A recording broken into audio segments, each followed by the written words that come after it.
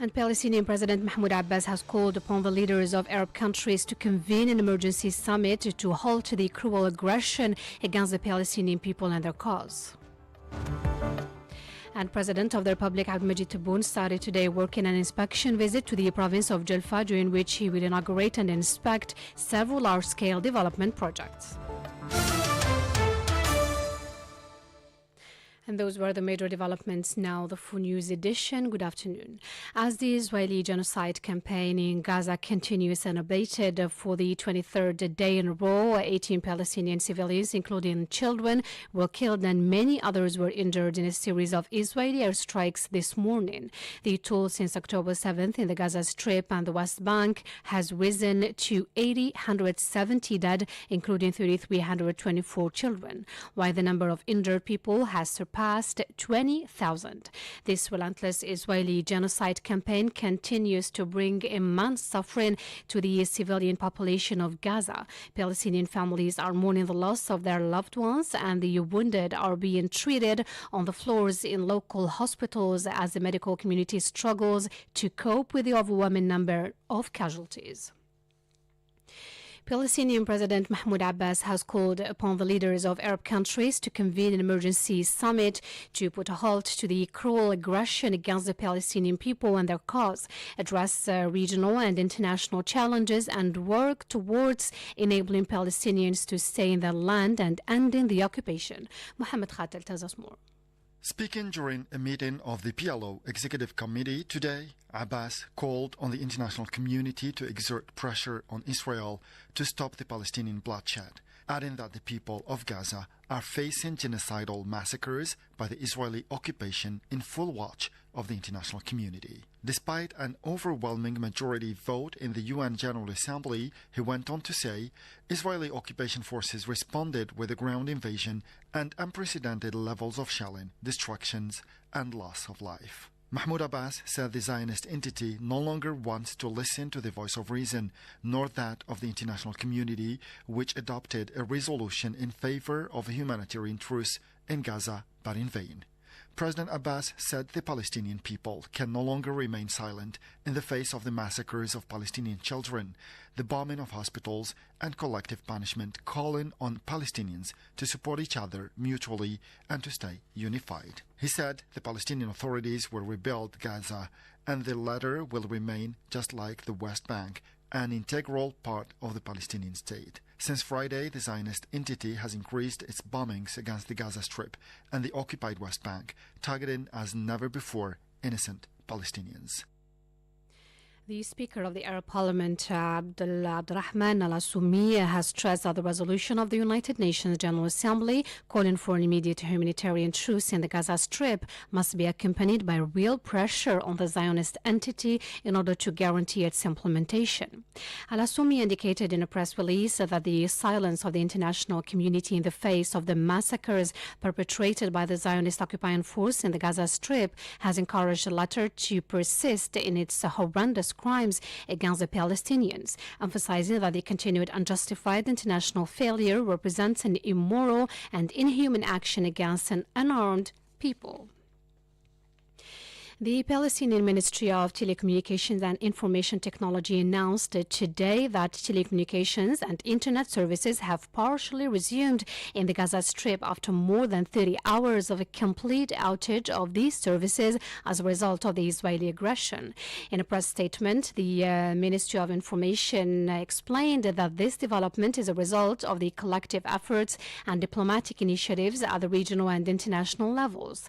The ministry stressed the vital role of local Arab and international media, as well as the campaigns initiated by thousands of activists and social media users within the past few hours. These efforts have been aimed at exerting pressure on the Israeli occupation and international bodies to restore telecommunication services to the Gaza Strip. Meanwhile, SpaceX CEO Elon Musk has unveiled plans to extend support to internationally recognized aid organizations in Gaza through his satellite-based communication system, Starlink. Aid groups operating in the region have encountered significant difficulties in maintaining communication with their teams within the Gaza Strip. Phone and internet services collapsed amid the intense Israeli bombardment, which coincided with an escalating ground operation. The online community rallied behind this cause on a day marked by a broad call to action. The hashtag Starlink for Gaza gained momentum across the Musk-led social media platform X, formerly known as Twitter. Musk wrote on X, Starlink will support connectivity to internationally recognized aid organizations in Gaza. And hundreds of thousands of people around the globe demanded a ceasefire in Gaza Saturday, with some calling for the eradication of the Israeli occupation, chanting "From the river to the sea, Palestine will be free." More details with Mohammed Khatel.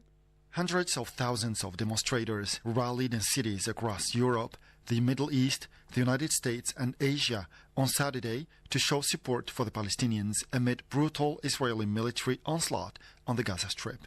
In one of the biggest marches, large crowds marched through the centre of the British capital, London, to demand the government of Prime Minister Rishi Sunak call for a ceasefire. London marches shouted, "Stop arming Israel, stop bombing Gaza, we are all Palestinians." Saturday's march in London was mostly peaceful. Police estimated the turnout at between 50,000 and 70,000 people. Echoing Washington's stance, Sunak's government has stopped short of calling for a ceasefire and instead advocated humanitarian pauses to allow aid to reach people in Gaza. In Istanbul, smoke flares and fireworks were being set off as demonstrators gathered in front of the Israeli consulate. Hundreds were heard passionately chanting in Turkey's capital as they stood in solidarity and condemned the Israeli attacks. Turkish President Tayyip Erdogan spoke before a massive crowd in Istanbul, calling Israel an occupier. Israel, how did you come here? How did you enter here? You are an occupier. You are an organization. The Turkish people know this. Israel, we will declare you as a war criminal to the world. What is being done in Gaza is not defense but an open war and despicable massacre. This determined and brave stance showed by Gazans will be written in history as a glorious epic of resistance. Tarihe şanlı bir direniş destanı olarak yazılacaktır.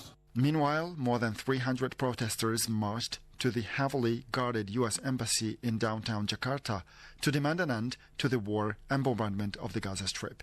Waving Indonesian and Palestinian flags, the protesters, many wearing white robes, filled a major thoroughfare in Indonesia's capital, running outside the embassy. About 1,000 police were deployed around the compound, which is blocked off by concrete road barriers. Elsewhere, peaceful demonstrations also took place in Denmark, Tunisia and Jordan last night. Candles were lit in solidarity and compassion for the lives lost in Gaza outside the French embassy in Tunis, and mock children's coffins were placed on City Hall Square in Copenhagen to symbolize the number of dead Palestinian children. This comes as Israel is still carrying out aerial bombardments of northern Gaza, killing innocent civilians, including women and children. You're still listening to Radio Algeria International. And European Union Diplomacy Chief Josep Borrell has called for a truce in Gaza to allow humanitarian aid to enter the Strip. In a post on X, Borrell said Gaza is in complete blackout and isolation while heavy shelling continues, adding, so far too many civilians, including children, have been killed. This is against international humanitarian law. Yesterday, the United Nations General Assembly approved a resolution calling for an immediate, permanent and sustainable humanitarian truce in the Gaza Strip. The draft resolution, submitted by about 50 countries, was approved by a majority of 120 votes in favor and 14 against, with 45 countries abstaining from voting. The ambassador of the State of Palestine to Algiers, Faiz Abu Aita, has affirmed that the Zionist entity was aiming through its relentless crimes in Gaza to displace the Palestinian people from their lands. Mr. Abu Aita has hailed Algeria's constant position in favor of Palestine and the decision of the President of the Republic, Mr. Abdelmajid Tebboune, to launch an airlift of aid to victims of the brutal aggression against Gaza. The Palestinian diplomat said what is happening in the Gaza Strip currently looks like what happened in 1948 when the Palestinian people were victims of massacres to move from their lands. The Palestinian ambassador seized the opportunity to hail the efforts made by the Algerian media staff to report about the atrocities committed by the Israeli occupation in Palestinian territories. Today they are veterans in this battle. I follow the Algerian media, Algerian journalists and correspondents, and the workers of all Algerian official and unofficial press agencies, and they don't spare a single effort. They barely sleep to closely follow what is happening in Palestine and report the reality of the massacres committed by the Israeli oppressive enemy against the Palestinian people. I thank the media outlets. God bless them. They are playing a big role. They are partners of the Palestinian people in terms of reporting and revealing reality to the world until we expose the falsifications of the Zionist entity and the crimes they commit against the Palestinians. Participants to the same conference condemned the atrocities committed by the Zionist entity against the Palestinian people, particularly in Gaza, stressing that what is happening now in Gaza is despicable international crimes. And back to the country now, the President of the Republic, Abdelmajid Tebboune, started today working an inspection visit to the province of Julfa, during which he will inaugurate and inspect several large-scale development projects. Mohamed Khater again. The President of the Republic will first inaugurate the railway station located in the center of the province as part of the Bougazoul-Laghouat railway lane project, and will inspect the various structures of this important infrastructure and will listen to a thorough presentation on the project that will give a new impetus to development efforts in the region. President Tebboune will then give the go-ahead of the afforestation operation of nearly 400,000 hectares as part of a project to revive the Green Dam before listening to explanations on the operation. The third stage of the inspection visit of the President of the Republic will concern the inauguration of the Anti-Cancer Center, completed last July before the deadline set for March 2024. To this end, the President of the Republic will visit the various services of this specialized hospital structure, equipped with modern medical equipment and structures necessary for good care of patients with coverage of all surrounding regions. In the higher education sector, the province will have its first medical faculty with a capacity of nearly 100 teaching seats. And that's it for our news bulletin. Now the headlines. As the Israeli genocide campaign in Gaza continues unabated for the 23rd day in a row, the death toll since October 7th in the Gaza Strip and the West Bank has risen to 870, including 3,324. And Palestinian President Mahmoud Abbas has called upon the leaders of Arab countries to convene an emergency summit to halt the cruel aggression against the Palestinian people and their cause. President Abdelmajid Tebboune started today working an inspection visit to the province of Julfa, during which he will inaugurate and inspect several large-scale development projects. You're still listening to Radio Algeria International. I invite you now to listen to an interview compiled and presented by Mohamed Khater on what's going now in Palestine.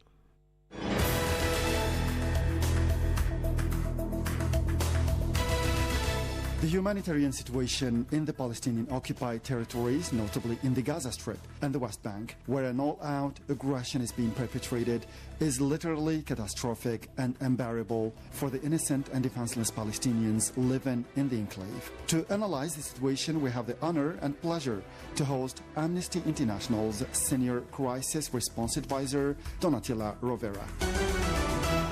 Mrs. Rovera, welcome to Radio Algeria International. Thank you. Good to be with you. Mrs. Rovera, Amnesty International has gathered new evidence of unlawful Israeli attacks which caused mass civilian casualties and must be investigated as war crimes. Could you give us more details, please, on that? Yes, the Israeli army has been bombarding Gaza relentlessly day and night since the 7th of October. So today is day 16. There is no place throughout the Gaza Strip that is off limit from what we can see. It's small houses, larger buildings, all types of infrastructure, including schools, hospitals, medical facilities. So people have nowhere to go. They don't know where they could go to be protected.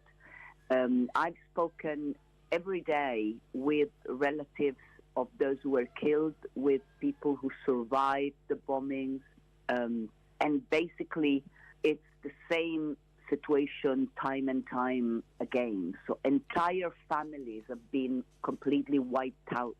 In some houses, 3 generations, the grandparents, the parents, and the children. In some cases, the Israeli army calls the owner of the house, tells them to leave because they're going to bomb the house, and the whole neighborhood in those cases gets out. Those warnings tend to be very short, so people hardly have time to leave. But in the overwhelming majority of cases, there are no warnings. Many of the people who've been killed in these bombardments, and I'm talking about civilians, children, women, older people, they had already been displaced from their homes, either because they live in the north of the Gaza Strip and they were told by Israeli forces to move to the southern part of the Gaza Strip, or because they themselves simply felt that their homes were in an area that was too exposed, and they left and went to stay with friends and relatives in areas where they thought it was safer. And those houses too were bombed, and that's how so many people were killed. So the attacks are indiscriminate.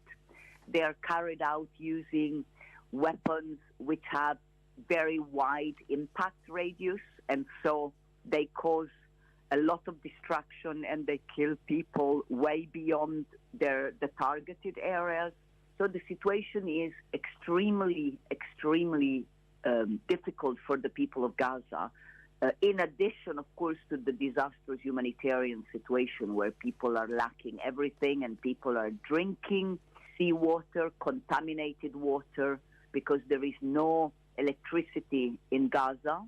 There is no fuel which is needed to produce electricity, which is needed to purify the water. And so there is a danger of a public health crisis breaking out because of the fact that people do not have access to clean water. Absolutely. So, Mrs. Rovera, Israel's aggression on Gaza is unprecedented because analysts and experts say that it didn't even happen during World War II, that hospitals and shelters and worship shrines have been targeted by the military forces. So Israel did it. So how can you evaluate this? Well, I mean, I'm an investigator. Obviously, I investigate what is happening now, and the warfare techniques today are very different than what was available in World War II. We are now in the 21st century, and this is what we need to look at. The attacks that are indiscriminate, which Israeli forces have been carrying out in the Gaza Strip, those bombardments are in breach. They are in violations of international humanitarian law.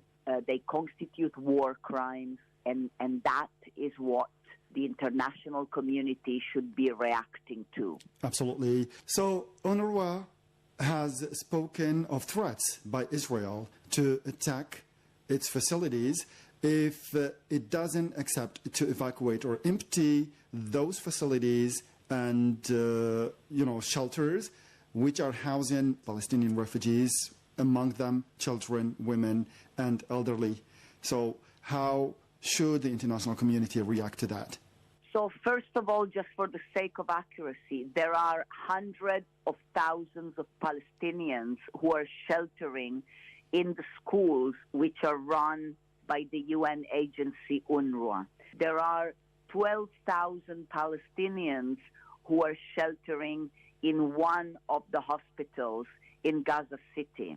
The threats by the Israeli army to strike any location north of Wadi Ghaza, the river, which is the point where Israel is demanding that all Palestinians from the north of the Gaza Strip move to the south of the Gaza Strip.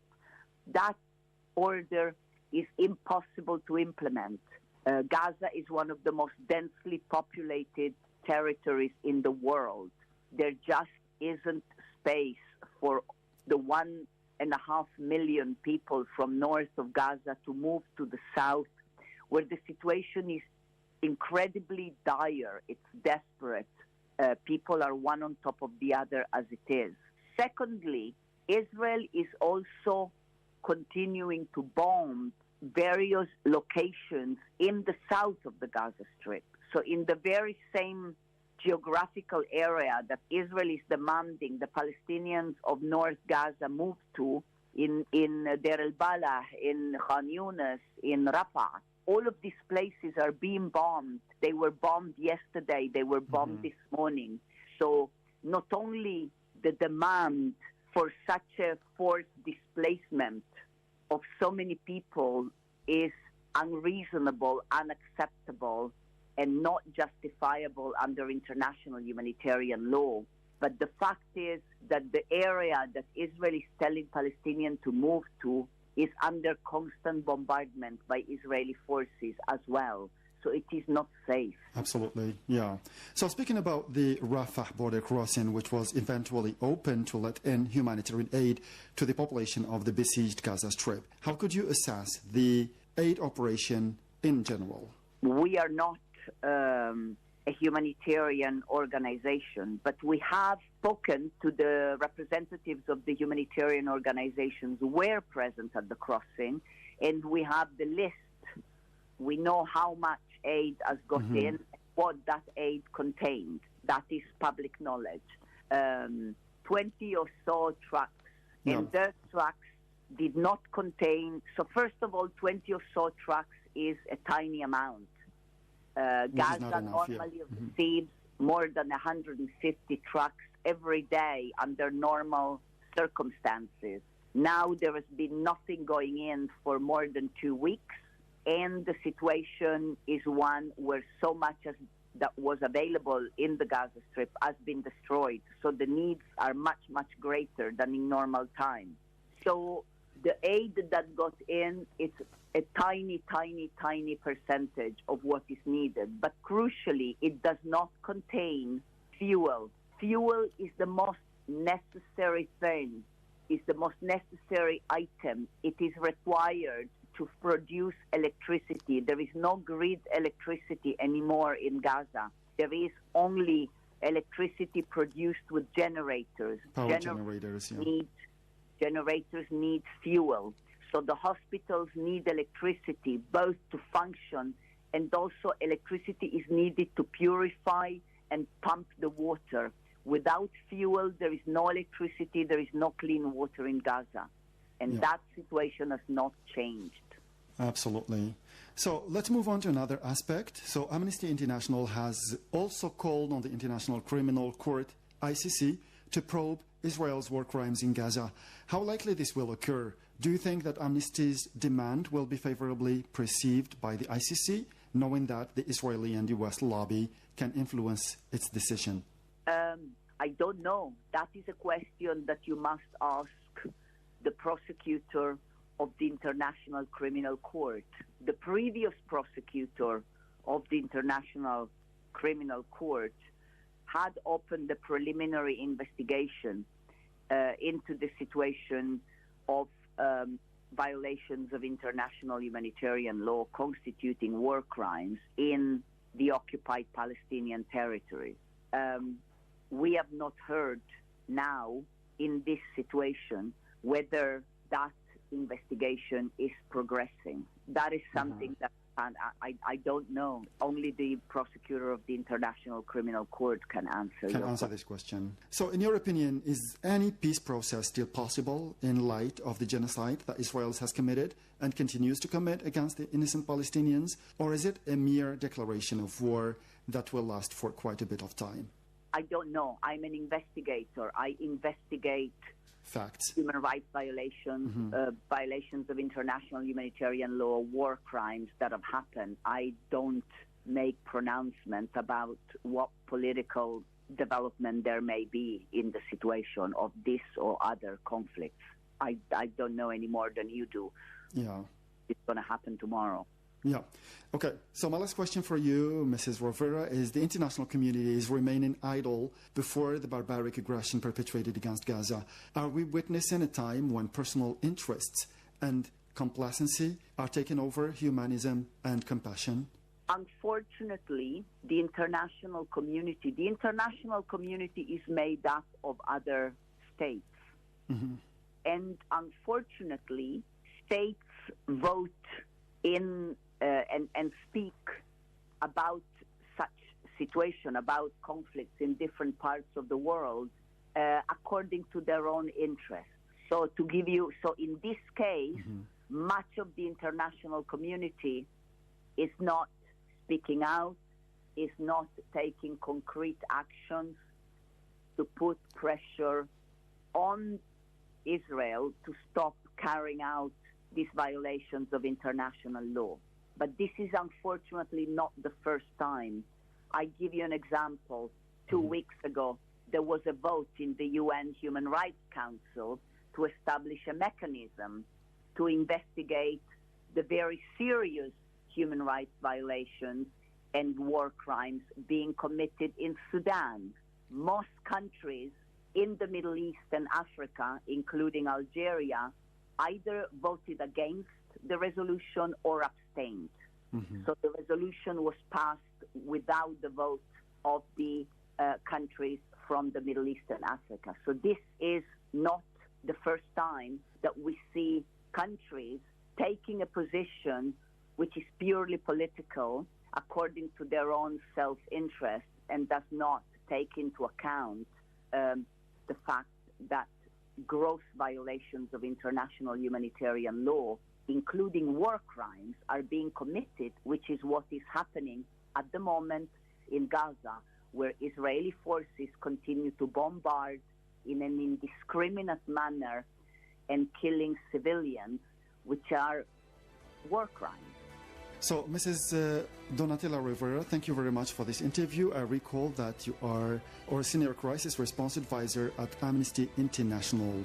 So thank you very much indeed. Thank you.